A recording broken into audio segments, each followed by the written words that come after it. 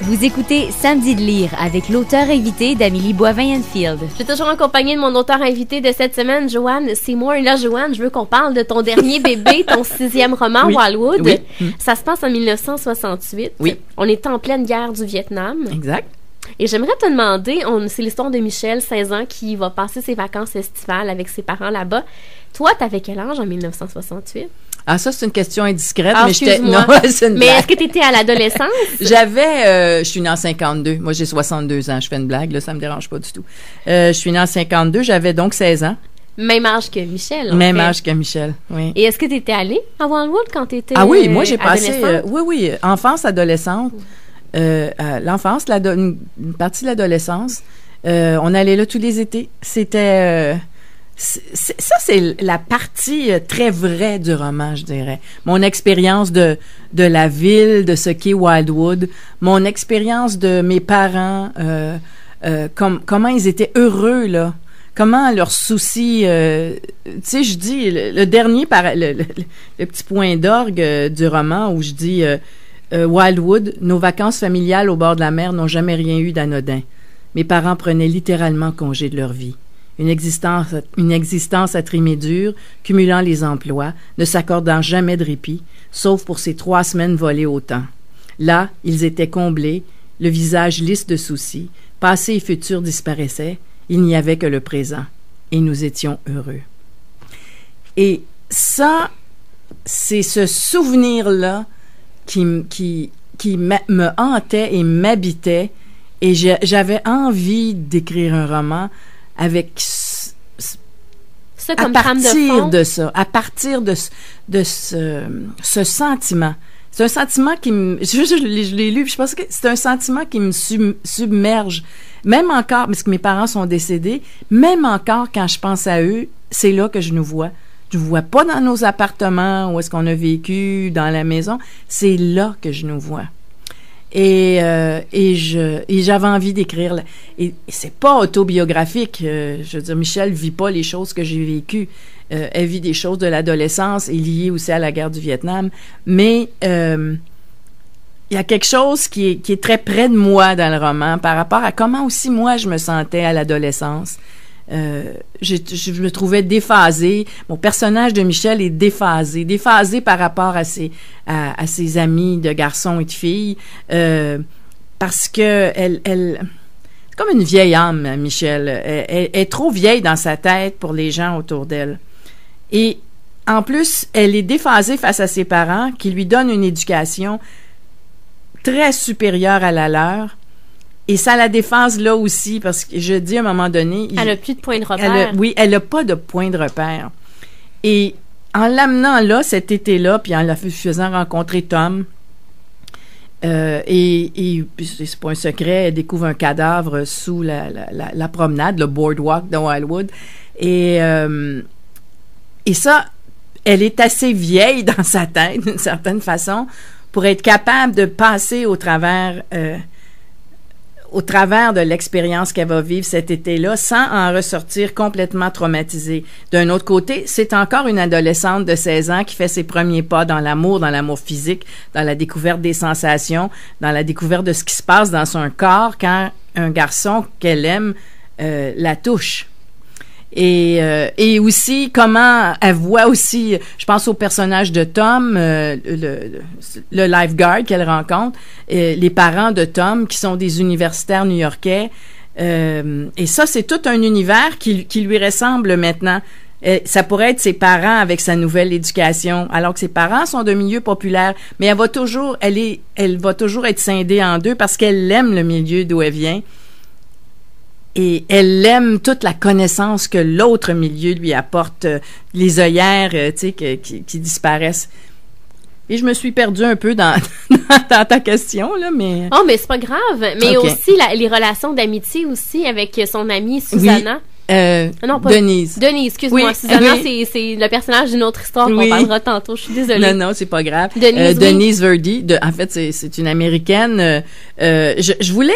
Denise Verdi, c'est ce que je trouve intéressant dans l'écriture, c'est là que ça se passe là. J'ai créé un personnage, ce personnage de jeune américaine qui est à l'opposé total de cette fille-là. Elle est bien dans sa peau.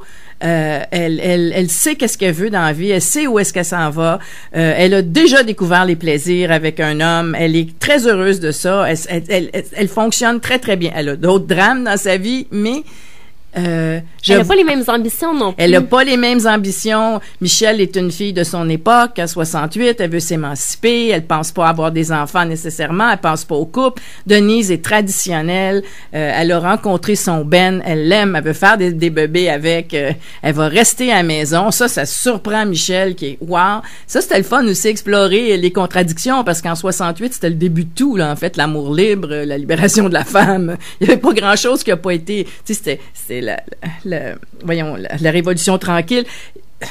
Il y a pas grand chose qui explosait pas ou implodait pas à l'époque, là. C'était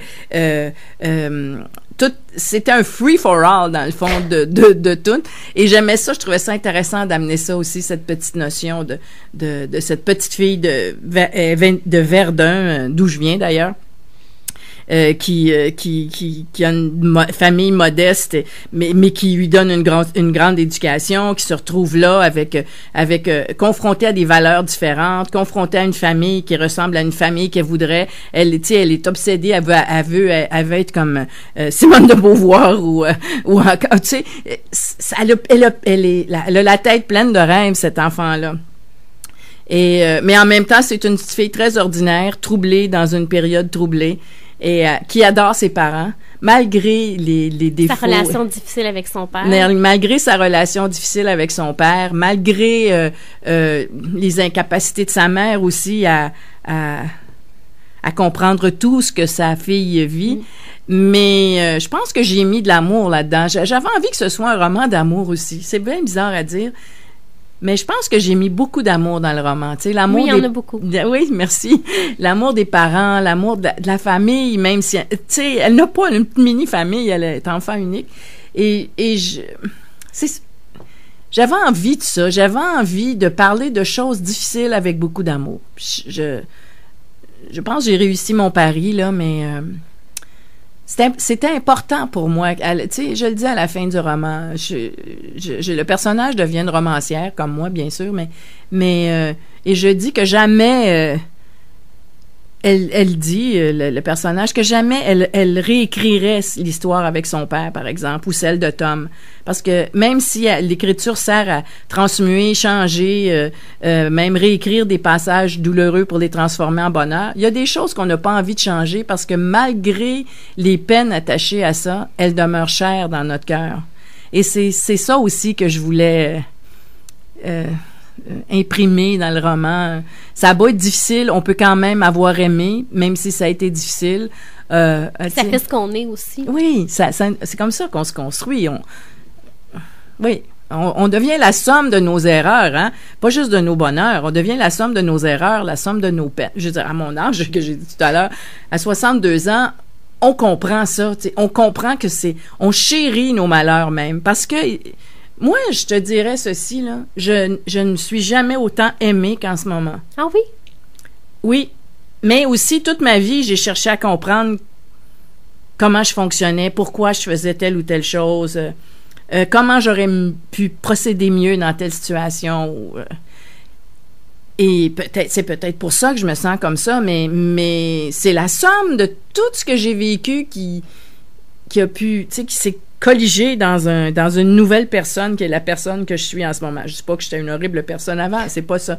Je pense que vivre, c'est ça aussi, c'est, pour prendre un mot que j'aime pas tellement, mais c'est cheminer, c'est avancer, c'est mettre un pied devant l'autre en faisant attention de pas remettre le pied dans la même flaque d'eau continuellement, tu sais. Alors, il y a de ça dans le roman. Il y a plein de choses. J'avais envie de parler du Vietnam, de cette période-là. J'avais envie de parler, il y a des extraits de chansons. Il y a toutes sortes de... Oui, grande place de la musique dans ce roman-là. Oui, parce que probablement qu'aujourd'hui aussi, chez les plus jeunes, je pense que quand on est jeune, ça prend peut-être une encore plus grande place que quand on est plus âgé. moi, ça prenait une place immense dans ma vie à cette époque-là. Je sais pas, ça... Maintenant, plus tellement. Pas que j'en écoute pas, c'est pas ça, mais ma vie est partagée entre 100 000 intérêts, alors qu'à l'époque, wow, ça, c'était vraiment important. Et c'était, il y a aussi les grands mouvements, tu sais, c'était quand même les Stones, les Beatles, tu sais, c'est quand même des groupes que, les Beatles n'existent plus, marquant. Mais, ouais, ils sont encore marquants, les gens les écoutent encore, là. Alors, tu sais, les Doors même, tu sais, c'est, les Who, tu sais, on ne peut pas penser à cette époque-là sans penser à la musique qui est sortie de cette époque-là. Alors, c'est pour ça aussi, quand j'ai écrit le roman, puis, c'est très difficile aussi. Tu sais, t'écris un roman d'une petite Québécoise qui s'en va aux États-Unis, mais faut que tu donnes aux gens le feeling qu'ils sont aux États-Unis. C'est écrit en français, les dialogues sont en français. Il y a un moment donné où est-ce que, tu sais, tu fais, oh boy, il faut qu'ils sentent, que les gens sentent. Alors ça, c'est important aussi. La musique amène ça. Le fait aussi de conserver des mots comme lifeguard, boardwalk, flip-flop, tu sais, que je mets en italique, bien sûr, dans le roman, mais c'était important de les garder parce que ça nous amène là. On est là. Si j'avais mis juste promenade, tatane, tu sais, le très français des tatanes au lieu des flip-flops ou des tongs, peut-être pas les tongs, mais moi, je vois ça plutôt comme une petite culotte que comme une sandale, mais en tout cas. Et j'aurais été en France, tu sais, j'aurais été, et là, j'ai fait, non, il faut que mon lecteur, qui ait le sentiment des États-Unis. Alors, j'ai gardé certains termes, ils sont traduits au besoin, là. J'ai quelques phrases aussi, qui sont traduites aussi pour ceux qui ont moins d'aisance avec l'anglais, là. Mais il fallait garder un sens, qu'il y a un feeling de l'américanité, tu sais, qu'il y a du sujet, parce que même c'est une Québécoise qui se transforme à travers la culture américaine, tu sais, à travers un drame américain qui est la guerre du Vietnam. Tu sais, c'est pas quelque chose qui s'est passé chez eux. On est loin, et je le dis aussi dans le roman. Elle sait que ça existe, la guerre du Vietnam, mais c'est une affaire qui se passe à la TV. Tu sais, c'est pas quelque chose que... C'est loin de chez eux. Ça se passe à la TV, c'est quasiment un show, tu sais, dans la télévision, là. Et quand elle arrive là, puis qu'elle connaît du monde qui y sont allés ou risquent d'y aller, qu'ils ne parlent que de ça dans les journaux, que dès que la télévision est ouverte, il y a un reportage là-dessus, parce que c'était la première guerre en direct, la guerre du Vietnam, c'est la guerre qui a été... C'était la première guerre qui était télévisée, dans le fond. Et donc, je veux dire, dans ce contexte-là, fallait que les gens sentent ce contexte-là, que, tu sais, c'était moins présent peut-être ici au Québec, on voyait la télé, tout ça, mais aux États-Unis, c'était, tu sais, je veux dire, pour toute une génération de jeunes hommes, là, c'était l'angoisse terrible, tu sais. Puis moi, j'ai choisi 68, justement, parce que à l'automne, ils allaient rétablir le selective... voyons, le nom m'échappe, mais c'est la loterie américaine, là, où est-ce qu'ils tirent les noms pour qui va aller... à la guerre. Qui va être conscrit.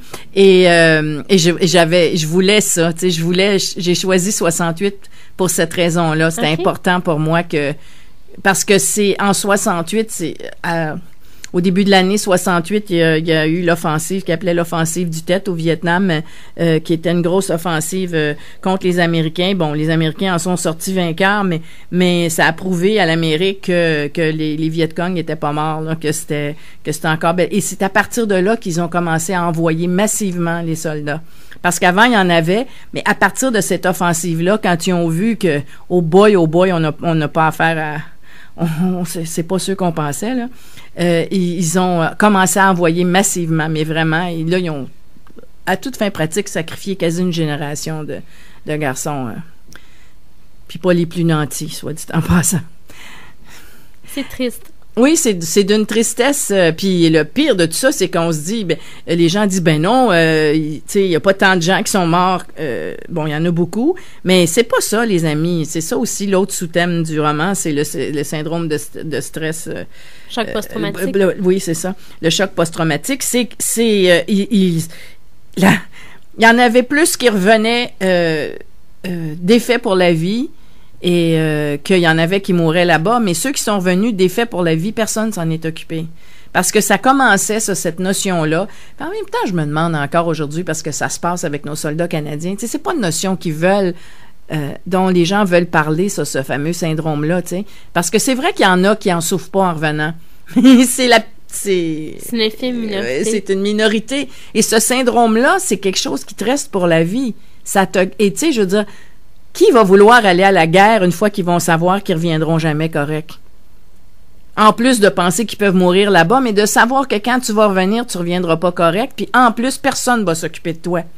Il y en a des groupes, je dis pas qu'il y a pas des gens qui tentent pas de le faire, mais tu sais, c'est difficile de... Tu sais, moi, je pense que tes envois là-bas, tu pourras au moins les prendre soin d'eux autres en revenant. Tu pourrais... Oui.